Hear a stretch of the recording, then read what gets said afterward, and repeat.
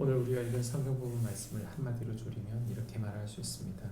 성도는 하나님 말씀하신 환난 날을 예비하며 그의 오심을 준비하는 자이다. 성도는 하나님 말씀하신 환난 날을 예비하며 그의 오심을 준비하는 자이다. 말해주고 있습니다. 우리가 읽은 성경 부분은 다니엘서 9장 20절부터 27절 말씀인데, 오늘의 환상은 이전에 있던 환상을 보완하는 환상입니다. 이것은 순간의 회복을 그리고 있는 것이 아니라 궁극적인 회복을 제시하고 있는 환상입니다. 이스라엘의 회복과 그리고 종말론적인 하나님 나라의 완성을 보여주는 환상인 이것은 당시에 포로된 백성들에게 희망과 위로를 주기 위한 환상이죠. 우리가 읽은 성경 부분을 좀 나누어 보면 20절부터 23절까지 말씀은 기도하는 다니엘에게 가브리엘이 나타나서 환상을 보여주는 내용입니다. 24절 말씀은 메시아의 시대가 올 때 일어나는 일들을 보여주며, 마지막 25절부터 27절까지는 앞으로 일어날 환상 속에 하나님 백성들이 믿음을 지켜야 할 것을 암시하면서 보여주고 있는 이야기입니다. 다니엘은 이 환상을 기도하면서 얻게 됩니다. 그는 이 기도 가운데 하나님 앞에 이스라엘의 죄 그리고 자기의 죄를 자복하고 기도했다고 했습니다. 회개하며 주 앞에 나아갈 때 가브리엘이 나타나서 그에게 큰 은총을 입은 자라고 그에게 말하죠. 그러면서 이 일을 생각하라고 환상을 깨닫게 합니다. 이것은 일은 미래에 대한 환상입니다. 그것은 거룩한 성과 하나님 백성을 위한 것으로 허물이 그치고 죄가 끝나고 죄악이 용서되면서 영원한 의가 드러나는 것을 말해줍니다. 여기서 영원한 의란 제사의 시대가 끝나는 것을 말하는 것이죠.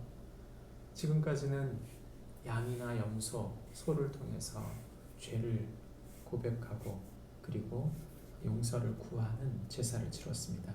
그러나 이제는 영원한 의가 나타나서 이 거룩한 기름 부음 받은 사람이 나타날 것이라고 말하면서 이 제사의 시대가 영원한 한 제사로 마친다고 말하고 있는 것이죠.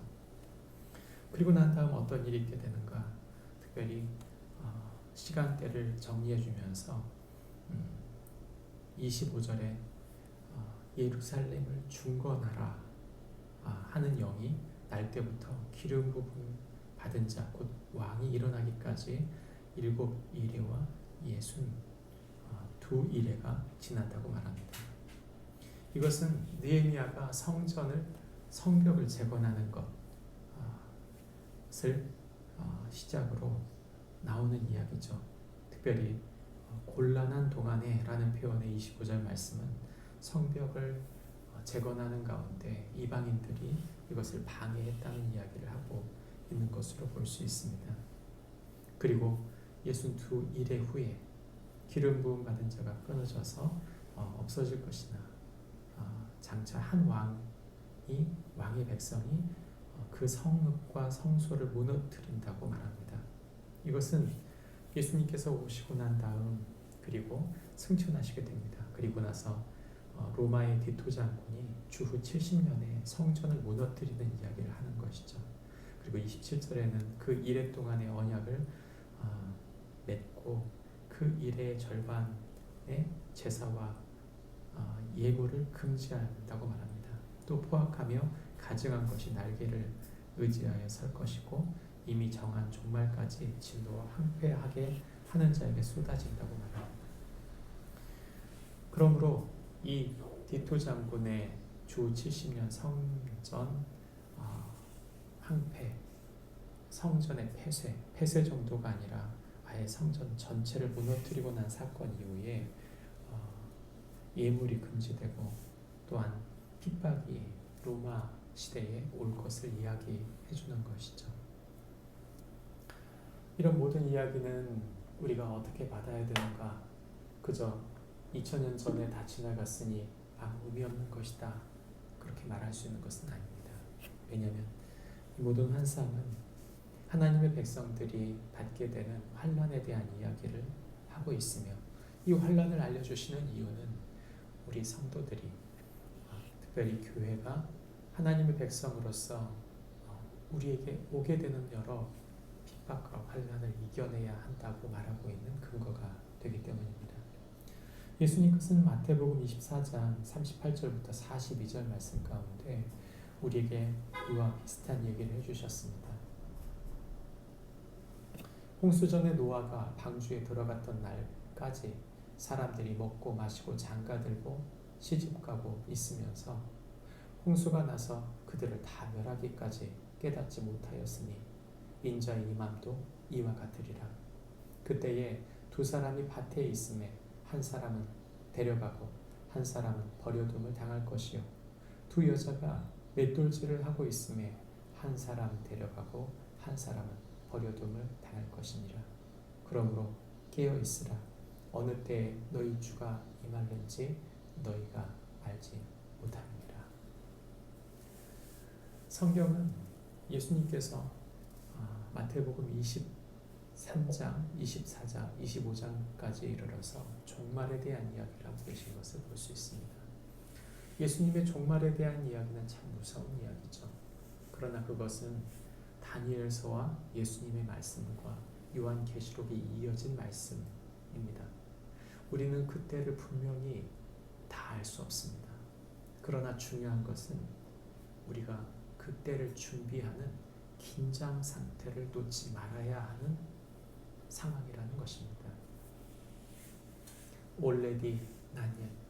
하나님 나라의 백성들은 이미 왔지만 아직 오지 않은 그런 하나님 나라를 준비하는 자들입니다. 그러므로 우리가 그분이 언제 오실는지 예수 그리스도의 재림을 준비하며 오늘을 긴장하며 사는 것은 모든 성도들이 가져야 하는 마음인 것이죠. 그 오심을 기다리는 우리의 삶이 때로는 환난으로, 아니 더 힘들고 어려운 환난으로, 핍박으로 들어갈 수 있습니다. 그러나 그럼에도 불구하고 우리가 신실하게 그분의 오심을 기다리며 준비하며 이 환난을 통과해야 하는 사람임을 기억하며 오늘 말씀을 기억하는 축복이 우리 모두에게 있기를 바랍니다. 기도하겠습니다.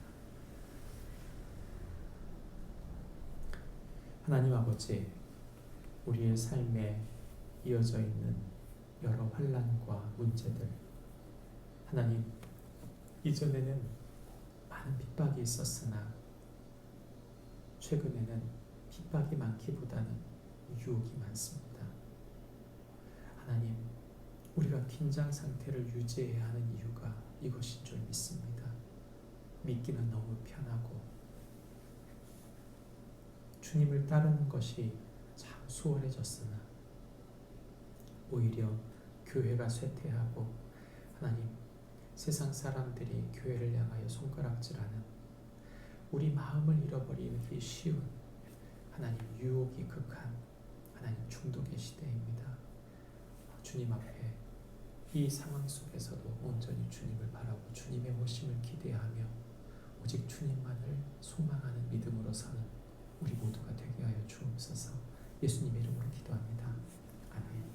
하늘에 계신 우리 아버지여,